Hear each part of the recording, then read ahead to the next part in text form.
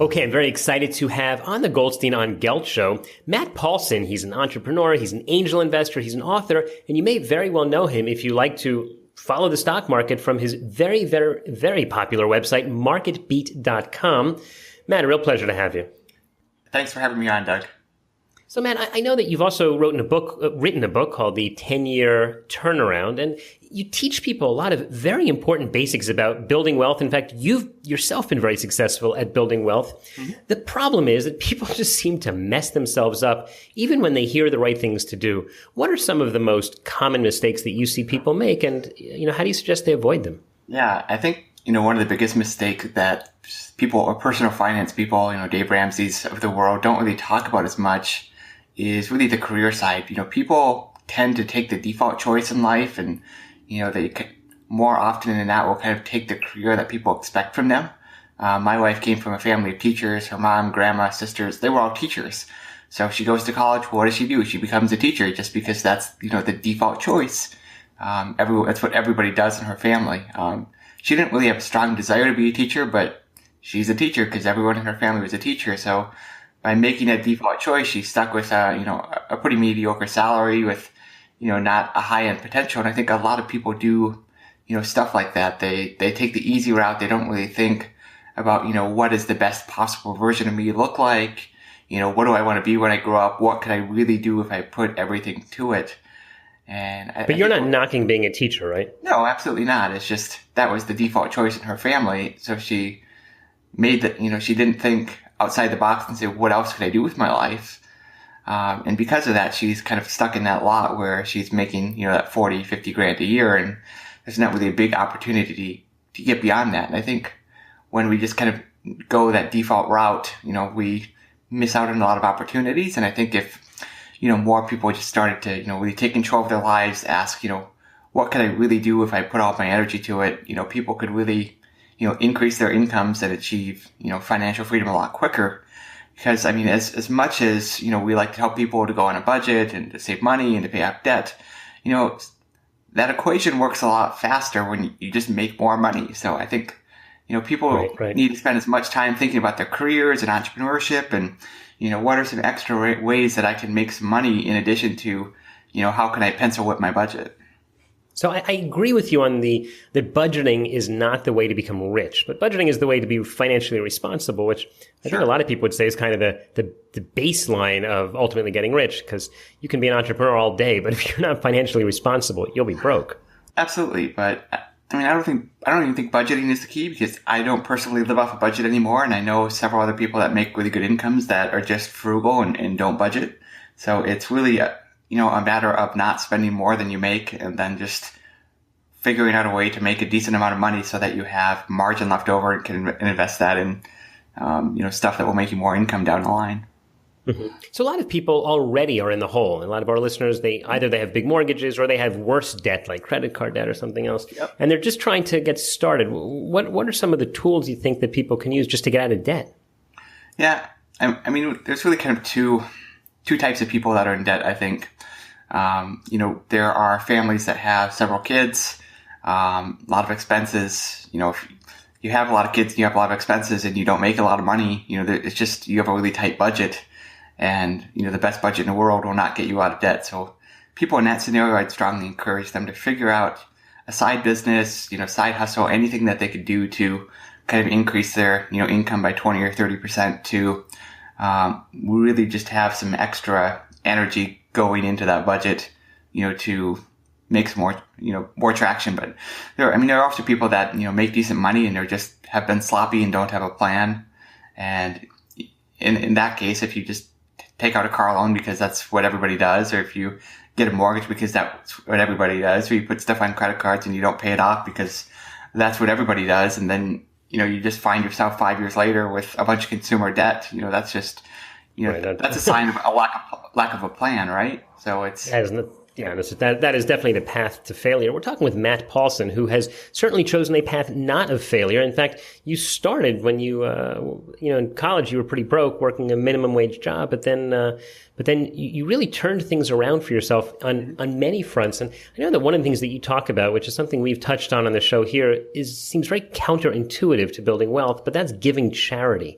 How do you feel that fits into part of a wealth building financial plan? Yeah, so inside the 10-year turnaround, my book, I put an entire chapter to that topic because, first I think charitable giving can be a lot of fun.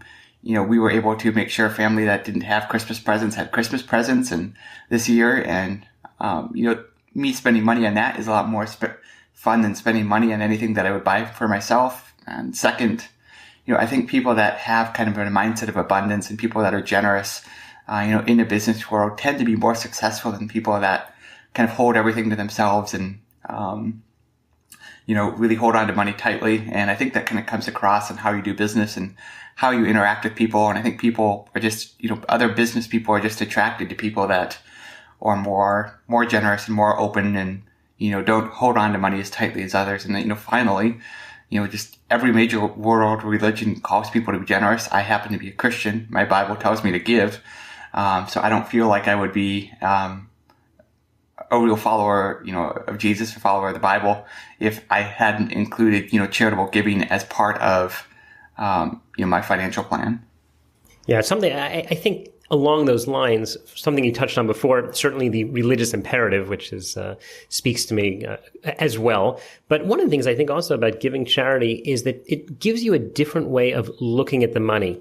Because if people are all about trying to make the money from me, right? The more money that I can have, it's very, apart from being selfish, it gives you a bad perspective for how to, in fact, deal with money. Whereas if you say, gee, I can give away 20% of everything I earn, that's a great honor. What job could be better than being able to distribute lots and lots of money to people? Yeah. And then the money, it's not all about the money. It's about what you can do with it. Mm-hmm. And the concept of what you can do with money applies not only to charity, which is where it's really great, but then you bring that to home and to business. And I think it makes people a lot, it's a healthier relationship that they have with money when charity is a big part of it. Absolutely. I think money can become an idol for business people. It's all about, how much money do I have in my brokerage account? And I just think that's very unhealthy because there's no point to just store up money, because after a while you just run out of stuff to spend money off of, and it could do a lot more good, how about building up money? What about building up money, not just to store it, but really for financial security and for the future and for retirement? In fact, you mentioned a brokerage account. Mm-hmm. Do you feel that people should be plugging money into, brokerage accounts, buying funds, stocks, bonds, mutual funds, or something like that? I mean, yeah, absolutely. But I think there becomes a point where, if you're ultra successful and you have several million in the bank and you have investments that are going to provide for your family for the rest of your life, anything after that is, what's the point of storing it up for, to give away when you're dead? I'd rather give it away now. Mm-hmm. No, I hear that. For people who do end up when they're in the accumulation stage and trying to grow it, what's the best model for the average guy who's maybe got a job or a side hustle or he's an entrepreneur? What's the best way for him to manage the money in the brokerage account? Yeah, so I am a big fan of dividend investing. I've written another book called Automatic Income that teaches that strategy. And the reason I like dividend investing is not only the performance. If you look at the S&P 500 versus the S&P Dividend Aristocrats over the last couple of decades, the Dividend Aristocrats have beaten the S&P 500 by a couple percentage points per year. So one, the returns are really good, and two, you get an actual income stream out of that. So when it comes time to live off your dividend stocks, you never have to sell any shares. You can just live off those dividend payments, which is really nice. And what about the tax consequences of that? Yeah, I mean, in the United States, capital gains are 15 or 20%, and, that's taxes are part of life. For really high income people, I'm a fan of closed-end municipal bond funds because right now you can get a 6% tax-free yield, which works out to about 10% taxable, on your investments. So they use a little bit of leverage. They buy some municipal bonds, and you can get a really nice yield off that. And yes, we're in, a rising interest rate environment, but if you're never going to sell those bonds and you're just going to live off them, they're a very nice solution. Mm-hmm. Yeah, so municipal bonds, just for people listening, are really best for someone who's living in the United States. A lot of our listeners are in Israel, and because of the differences in the tax system, it doesn't usually pay for people, in most cases, for people living in Israel. It's not such a good idea. Sure. Matt, you've got a lot of good ideas, but we're just about out of time. In the last few seconds, tell me, how can people follow you and follow your work? Yep, so my website is mattpaulson.com, Paulson. If you want to get a copy of the 10-year turnaround, that's just 10yearturnaround.com. It's also on Amazon. Go and check it out there. If anybody wants to email me, my email address is matt@mattpaulson.com. All right, great. We will put links to that at the show notes of today's show at goldsteinongelt.com. Matt Paulson, thanks so much for taking the time. Yeah, thanks for having me on, Doug. You've been listening to the Goldstein on Gelt Show with money maven Doug Goldstein. Check out all of Doug's money ideas at goldsteinongelt.com. Doug specializes in helping people who live outside the United States handle their U.S. investment accounts. If you have a question that you would like answered on the air or off, contact Doug at his website or send him an email to doug@profile-financial.com.